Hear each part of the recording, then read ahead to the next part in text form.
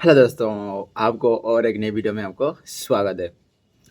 Okay, ये है day 80 182, मतलब 182। ओके ओके, तो आज जो मैं रीड करने वाला हूँ तो श्लोका नंबर 1 2 3 के बारे में। एंड उससे पहले मैं शुरू करने से पहले, आज का जो मैं रीडिंग में पढ़ना शुरू करने से पहले, मैं जो यस्टरडे मैंने रीड किया था उससे थोड़ा आपको रिवाइज करवा दूं। ओके, कि जो इंट्रोडक्शन पार्ट है ना, उसमें ये कहा गया है कि जो चित्त होता है ना, जो मन, वो बड़ा कुटिल होता है। जैसे समझ लो, एग्जाम्पल के तौर पे हमें पता है कि सोने की मृग होती नहीं है, लेकिन रामायण में माता जानकी को सोने की मृग दिखाई दी और वो उसे उस बंधन में बांध गए। एंड उनने राम जी को बोले कि मुझे वो सोने का मृग चाहिए, लेकिन राम जी ने ये समझा रहे हैं कि सोने की मृग नहीं होते, लेकिन जानकी माता वो बंधन में बांध चुके हैं, उसके मृग की प्रेम में फंस गए हैं। उन्हें वो सोने की मृग चाहिए ही चाहिए। तो जब वो जाते हैं तो सब कुछ रामायण होता है, आपको तो पता है। तो चित्त थोड़ा बड़ा कुटिल होता है। तो आज की जो श्लोका है, पहली श्लोका है, उसके ऊपर मैं थोड़ा अपना जो दावा देखूं तो भावा भावो विकारश्च स्वभावादिति निश्चयी निर्विकार गतक्लेशः सुखे नैव वशम्यति। ओके, इस श्लोक की जो सामान्य अर्थ की मैं जो बात करना चाहूँ तो गुरुदेव अष्टावक्र कहते हैं कि जिसने यह सत्य जान लिया कि भाव और अभाव के विकार स्वभाव से उत्पन्न होते हैं, वह व्यक्ति निर्विकार दुख रहित होकर सहज रूप से परम शांति को प्राप्त करता है। मतलब ये श्लोक कहता है कि जिसने सत्य को जान लिया है, भाव और अभाव के विकार स्वभाव से ही उत्पन्न होते हैं, तो वो परम शांति को प्राप्त करता है।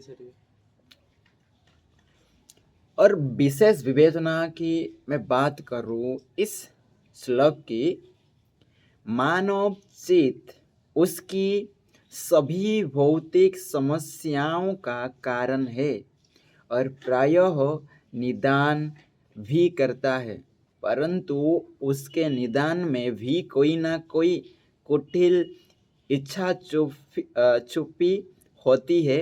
इसी कारण सत्पुरुष ज्ञानी चित्त को बस में रखने की राय देते हैं। चित्त में उठने वाले भाव से व्यक्ति के स्वभाव का पता चल जाता है। स्वभाव को छुपाना बहुत कठिन है। यह आचरण और मुख मुद्रा से भी जाना जा सकता है।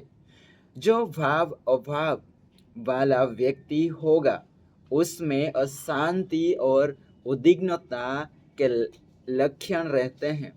उसे आत्मा के विषयों में सोचने का भी समय नहीं मिलता। उसे तो केवल दृश्यमान ही परम सत्य लगता है। भौतिकता से उसकी प्रति घनिष्ठ होती है। अब अज्ञानी मनुष्यों को कुछ प्राप्त होता है तो उसके नेत्रों की ज्योति बढ़ जाती है और जब उसे कोई हानि होती है तो उसके मुख पर विषाद छा जाता है। स्वभावतः यह भाव अभाव की प्रतीत है। अष्टावक्र कहते हैं कि हे राजन, जो अपने स्वभाव को उत्पन्न भाव अभाव को जानकर चित्त को बस में कर लेता है, वह निर्विकार, कष्ट रहित और परम शांत हो जाता है। ये था श्लोका नंबर 1 के बारे में।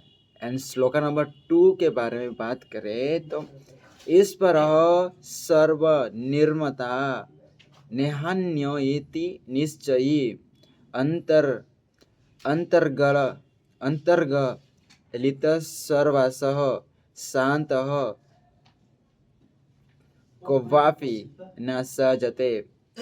ओके, इस श्लोक की जो सामान्य अर्थ, जो ज्ञानी यह निश्चय करके सत्य जान लेता है कि इस सृष्टि का सृजनहार केवल ईश्वर है, उसके अतिरिक्त कोई नहीं, वह निर्विकार, कामना मुक्त और अनासक्त हो जाता है।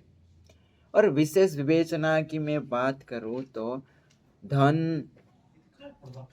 धनोन्मुखी व्यक्ति में कल्पित सामर्थ्य का भंडार होता है, जिससे वह स्वयं को बहुत कुशल और निपुण समझता है।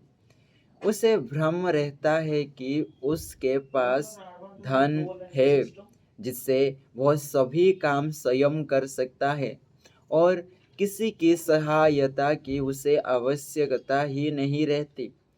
ऐसे व्यक्ति की आम धारणा बन जाती है कि धनवंता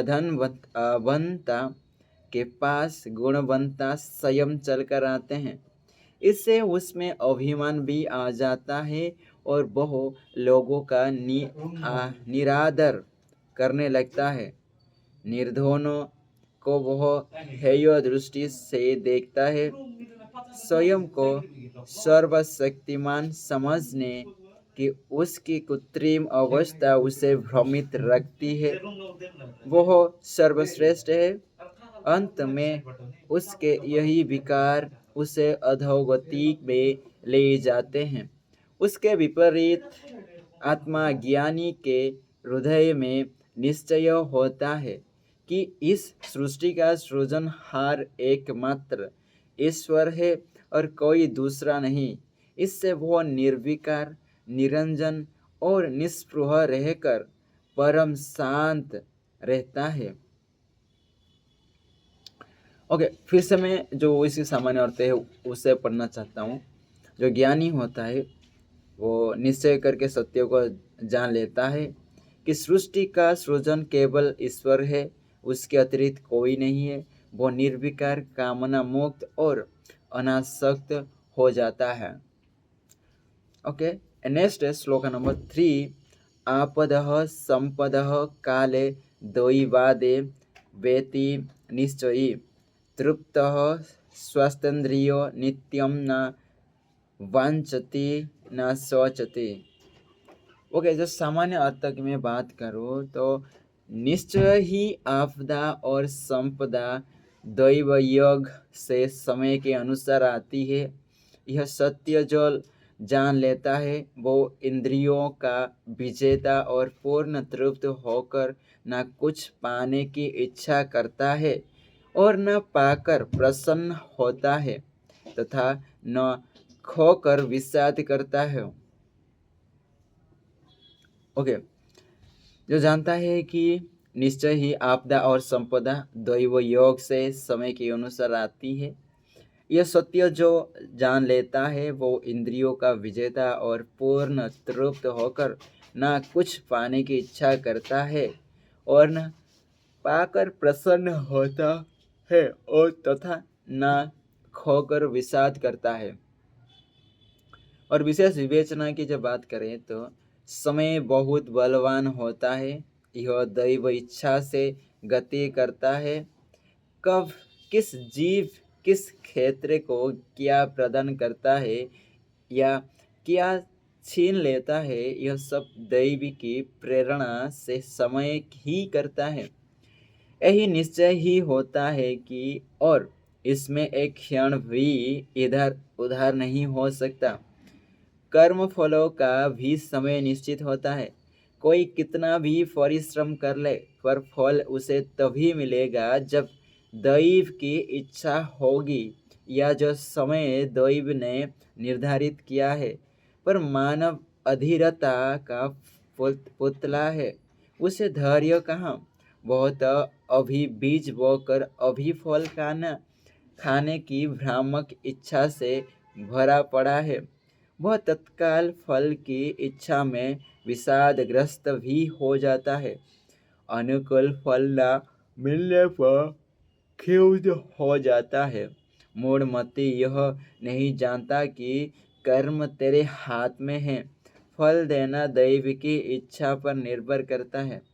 कर्म के लिए जा, फल की चिंता मत कर।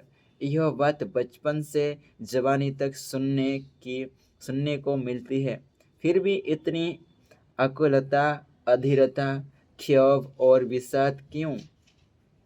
अष्टावक्र कहते हैं कि जो यह जान लेता है कि संकट और संपत्ति दैव प्रदत्त होते हैं, जिनका समय भी निश्चित है, वह सदा तृप्त और इंद्रिय जीत होकर परम शांति को प्राप्त करता है। ओके, ये था श्लोका नंबर 3 के बारे में। तो श्लोका नंबर में फिर से जो कंसाइज करके मैं बोले तो जो जल्दी खत्म कर। निश्चय ही आपदा और संपदा दैवी योग से समय के अनुसार आती है। यह सत्य जो जान लेता है, वो इंद्रियों का विजेता और पूर्ण तृप्त होकर न कुछ पाने की इच्छा करता है और न पाकर प्रसन्न होता है तथा न खोकर विषाद करता है। ओके ओके, आज की तो मेरी जो थी रीडिंग वाला वो आज ख़त्म हो गया। एंड मिलते हैं कल और एक नई श्लोका के साथ with new perspective. Okay okay, मिलते हैं, तब तक के लिए बाय एंड अपना ख्याल रखिएगा।